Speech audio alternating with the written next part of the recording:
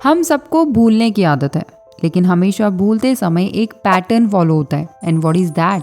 आप लोग एक वीक पहले याद किया हुआ किसी का चेहरा या नाम याद नहीं रख पाते, लेकिन आई बेट कि 3 इडियट्स मूवी के वो कैरेक्टर्स आपको जरूर याद होंगे। आपने पहले कभी हिस्ट्री सब्जेक्ट में जो डेट्स याद की थी वो अब तक याद नहीं होंगी, लेकिन आपको केमिस्ट्री लैब में किए हुए एक्सपेरिमेंट्स एकदम डिटेल में याद होंगे। आप लोग कई सारी स्टोरीज पढ़ते हो लेकिन भूल जाते हो, लेकिन कुछ स्टोरीज या फिर कोई पोएम हमें सालों बाद भी याद रहती है। ऐसा क्यों होता है कि कुछ इवेंट्स एंड इन्फॉर्मेशन हमें इतने अच्छे से याद रह जाती है और कुछ नहीं? आप सब ने जाने अनजाने वैदिक प्रैक्टिसेस को फॉलो किया हुआ है। वो कौन सी प्रैक्टिसेस थी जिसके कारण आपकी मेमोरी में अब तक कुछ चीजें एज इट इज छपी हुई है? हजारों साल पहले एक ट्रेडिशन फॉलो किया जाता था, गुरु और शिष्य का। जैसे आज के टाइम पे आप schools, colleges and coaching centres जाते हो, उस टाइम पर गुरुकुल्स हुआ करते थे। उस टाइम के गुरुज एंड उनके शिष्य को सारे वेद रटे हुए होते थे। Everyone used to remember it verbally, और इसी को वो जनरेशंस टू जनरेशंस आगे पास ऑन करते थे। और वहीं आप लोग एक ही लाइन को बार बार पढ़कर भी याद नहीं रख पाते। But here is a twist. What if I tell you कि आपकी मेमोरी ढेर सारी लैंग्वेजेस फ्लुएंटली बोलने की कैपेबल है। आपकी memory tens of thousands of digits, words, roots, names perfect accuracy के साथ रिकॉल करने की कैपेसिटी रखती है ना मजे की बात? But how is that possible? बस आज हम आपको ऐसे ही मेमोरी को स्ट्रॉन्ग बनाने के लिए कुछ वैदिक टेक्निक्स बताने वाले हैं। So let's start. Number 1, hand gestures. आप लोगों ने अपने बचपन में ट्विंकल ट्विंकल लिटिल स्टार वाली पोएम तो जरूर सुन रखी होगी, और आपको ये भी याद होगा कि किस तरह आप अपने हाथों का यूज करके अलग अलग एक्सप्रेशंस के साथ उस पोएम को सुनाते थे।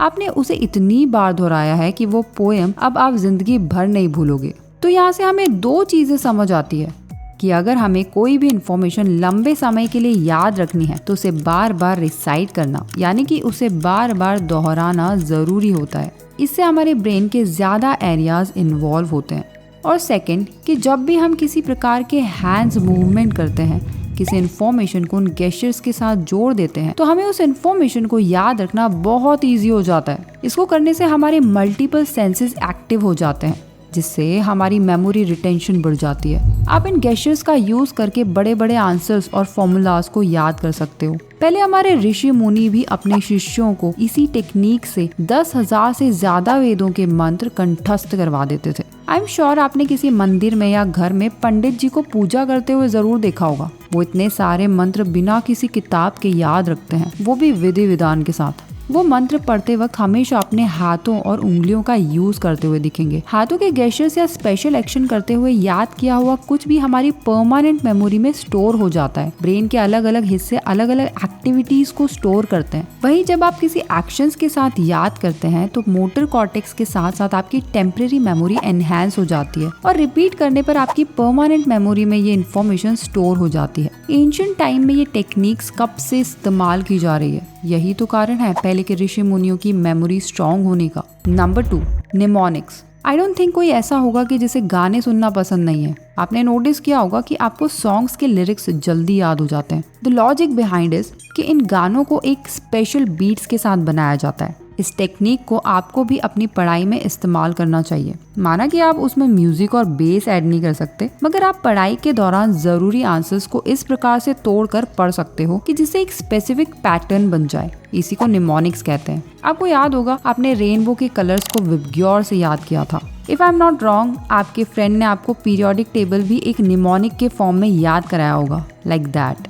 सपोज आपको 8 प्लैनेट्स के नेम्स याद रखने हैं, तो आप इसे इस सेंटेंस के साथ याद रख सकते हो। My very efficient mother just served us noodles, जिसमें सारे प्लैनेट्स के इनिशियल हर एक वर्ड्स के इनिशियल से मैच करते हैं। बस इन बीट्स और टेक्निक्स का यूज करके आप मुश्किल से मुश्किल टेबल और फॉर्मूला याद कर सकते हो, एंड आई गारंटी यू आप इसे कभी नहीं भूलोगे। एंशिएंट वैदिक टाइम में भी गुरु अपने शिष्य को एक बड़े से पैराग्राफ को 1 या 2 सेंटेंस में समराइज करने के लिए कहते थे। उसे समराइज करने के लिए स्टूडेंट्स इन्हीं टेक्निक्स का यूज करते थे, और यही कारण है कि उन्हें इतने बड़े बड़े मंत्र और श्लोक्स इतनी एक्यूरेसी के साथ याद रहते थे। Number 3, apply visualisation technique. एक चाइनीज प्रोवर्ब है, what I hear I forget, what I see I remember, and what I do I understand.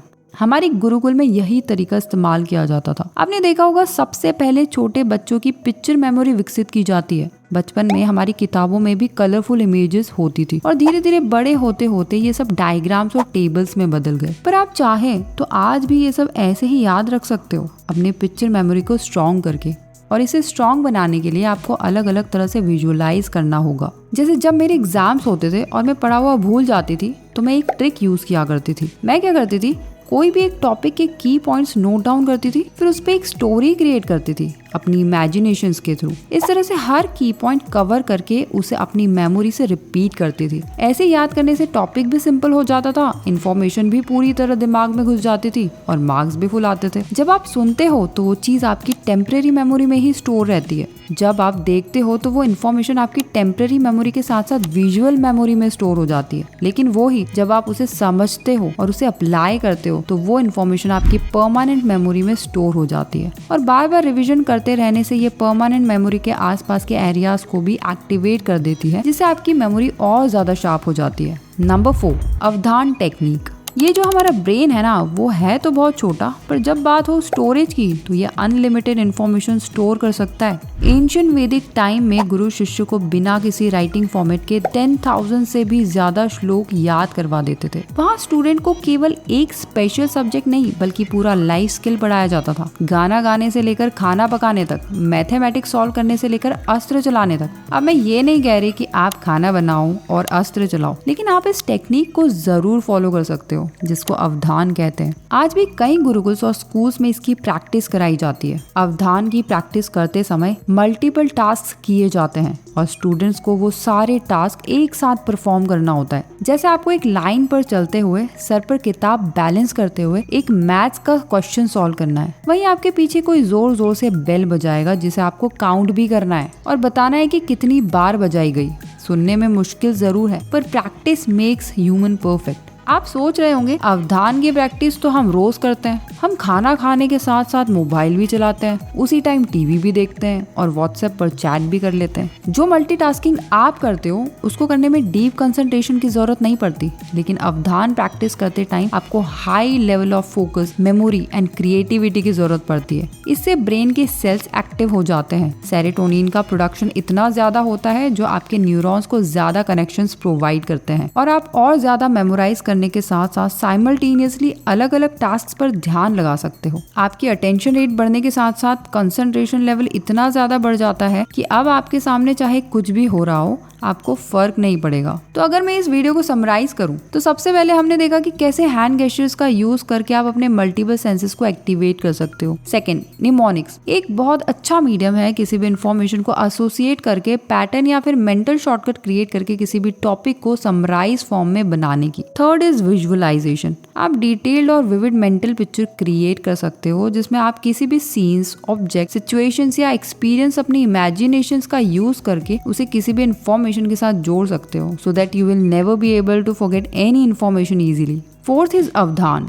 इसमें आप वेरियस टास्क साइमल्टेनियसली परफॉर्म कर सकते हो with high level of focus and alertness, जिससे आपकी memory retention capacity drastically increase हो जाएगी। So I hope you like the video and it was worth your time. मिलते हैं नेक्स्ट वीडियो के साथ। Thanks for watching.